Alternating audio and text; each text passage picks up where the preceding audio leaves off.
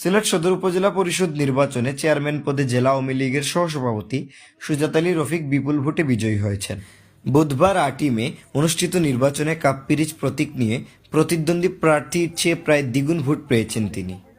উপজেলার মোট 62টি কেন্দ্রের মধ্যে 61টি কেন্দ্রতে রফিক পেয়েছেন 21,875 ভোট।